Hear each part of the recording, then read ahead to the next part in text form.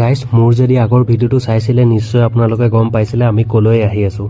হয় গাইজ, মহাৰাষ্ট্ৰৰ নাছিকত অৱস্থিত ব্ৰহ্মগিৰি পৰ্বতৰ ওপৰত থকা এভাগ জ্যোতিৰ্লিংগলৈ, আৰু সেই জ্যোতিৰ্লিংগভাগৰ নাম হৈছে ত্ৰিম্বকেশ্বৰ জ্যোতিৰ্লিংগ।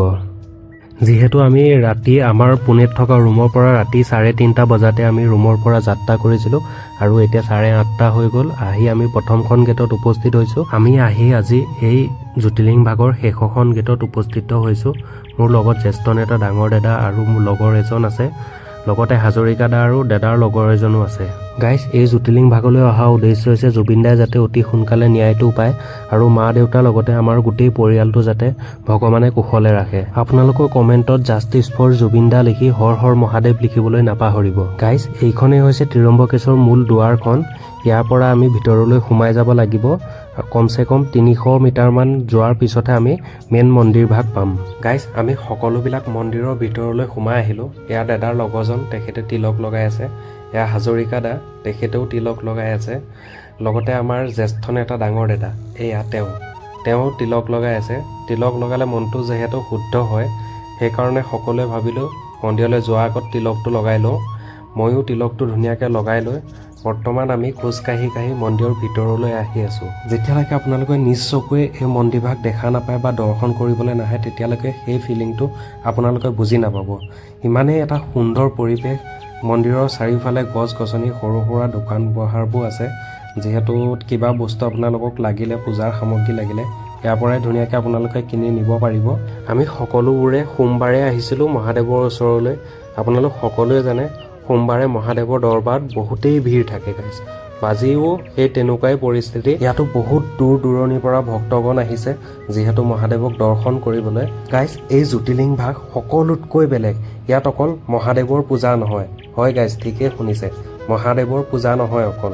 ইয়াত ব্ৰহ্মা বিষ্ণু মহেশ্বৰ তিনিওজনকে মিলাই পূজা কৰা যায়। এই জ্যোতিৰ্লিংগভাগ পৃথিৱীত থকা 12টা জ্যোতিৰ্লিংগতকৈ সকলোতকৈ বেলেগ ধৰণৰ, যিহেতু ইয়াত তিনিওজনকে পূজা কৰা যায়।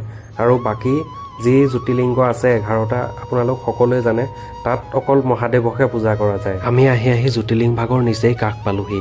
যিটো আপোনালোকে ফ্ৰণ্ট ছাইডত ঘৰ দেখি আছে, তাৰ পাছ ছাইডে অৱস্থিত হৈ আছে সেই জ্যোতিৰ্লিংগভাগ। গাইজ, জ্যোতিৰ্লিংগভাগ দৰ্শন কৰিবলৈ দুটাকৈ লাইন কৰা যায়। এটা বিনামূলীয়া সম্পূৰ্ণকৈ, পইচা এটকাও দিব নালাগে। আপুনি তাত লাইন কৰিলে ধুনীয়াকৈ দৰ্শন কৰিবলৈ পাব। আৰু দ্বিতীয়টো হৈছে অলপ VIP টাইপৰ। 200 টকা দি আপুনি এখন পাছ উলিয়াব লাগে, আৰু সেই লাইনটোত গৈ খাৰা হৈ থাকিলে অলপ ফ্ৰী লাইনটোতকৈ আপুনি সোনকালে গৈ দৰ্শন কৰিবলৈ পাব।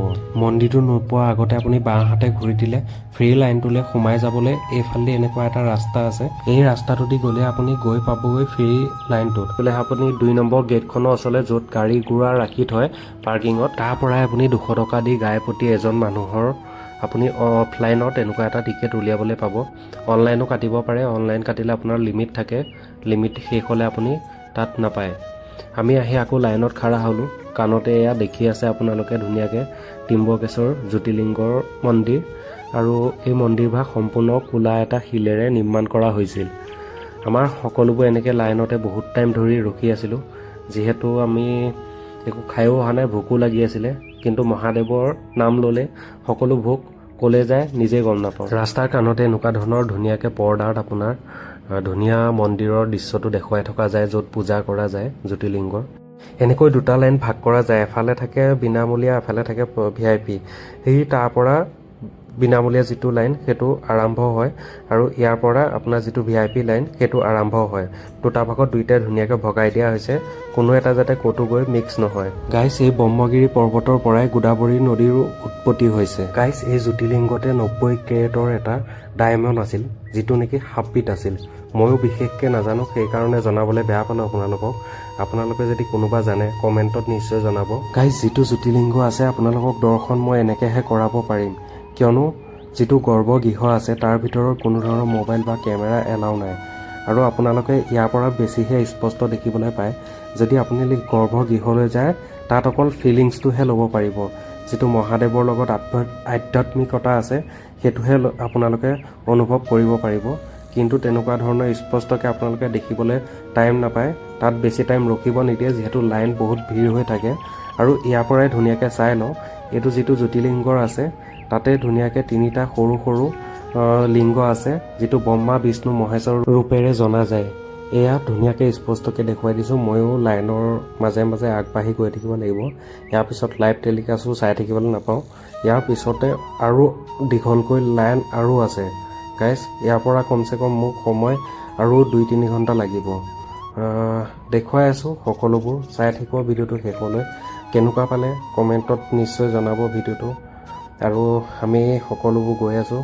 এয়া মন্দিৰৰ চাৰিওকাণৰ পৰিৱেশটো সঁচাই ভাল লগা। কাম চলি আছে চাগে, কামো কৰি থকা দেখা গৈছে এফালে, কিন্তু ভাল লাগিছে। যি নহওক, মনটোত কিবা এটা আজি শান্তি পাইছোঁ। বহুত দিনৰ পৰা ভাবি থকা কিবা এটা সপোন যেন মোৰ পূৰা হৈছে। গাইজ, টোটেল 5 ঘণ্টামান ৰখাৰ পিছত ফাইনেলি আমি দৰ্শন কৰি আহি গ'লোঁ। কিন্তু ভিডিঅ' কৰিবলৈ নহ'লে, মোবাইল এলাও নাছিলে। ইয়াতে আমি এতিয়া বৰ্তমান মোবাইল এলাও বাহিৰত ফটো চটো ধুনীয়াকৈ মাৰি আছোঁ। সকলোৱে মজাছে ফটো তুলি আছোঁ। গাইজ, বেয়া লাগিলে আপোনালোকক যিহেতু ওচৰৰ পৰা দেখুৱাব নোৱাৰিলোঁ, বেয়া চেয়া নাপাব। হ'লেও কিন্তু বাহিৰটো চাই লওক আপোনালোকে, বাহিৰৰ পৰিৱেশটো বহুত ধুনীয়া। এফালে 2খন শিৱ ফটো আছে, ইয়াতো ধুনীয়াকৈ ফটো তুলিব পাৰিব। ময়ো এখন তুলি থোৱা আছে, নিশ্চয় দিম ফেচবুকতে বা ইনষ্টাগ্ৰামত। চাব, লাইক কমেণ্ট কৰিব। আৰু ভিডিঅ'টো কেনেকুৱা পালে সকলোৱে কমেণ্টত জনাবলৈ নাপাহৰিব। এয়া পৰিৱেশ, মন্দিৰৰ গোটেই দৃশ্যটো চাই লওক। আহিব আপোনালোক কেতিয়াবা যদি সময় সুবিধা পায়, আহি চাব। জীৱনত কেতিয়াবা বহুত ভাল লাগে এনেকুৱা জেগা এইবোৰলৈ আহি। গাইজ, 12টা জ্যোতিৰ্লিংগৰ ভিতৰতে মহাৰাষ্ট্ৰ পুনেত আছে। পুনেত নহয়, মহাৰাষ্ট্ৰত টোটেল 3টা জ্যোতিৰ্লিংগ আছে। আপোনালোকক দেখুৱাব লাগে যদি নিশ্চয় কমেণ্ট বক্সত জনাব। আহি পাই ধুনীয়াকৈ আমিও খানাটো খাই ল'লোঁ। খানা বগৰা খাই মেলি ইয়াৰ পৰা বেলেগ এক জেগাত ফুৰিবলৈ যাওঁ। ভিডিঅ' আহি থাকিব, চাই থাকিব শেষলৈ। বাকী আপোনালোক সকলোৱে সুস্বাস্থ্য কামনা কৰি মই ৰিপনে ভিডিঅ'টোৰ পৰা বিদায় মাগিছোঁ আজি। জয় জুবিন দা, জয় আই অসম।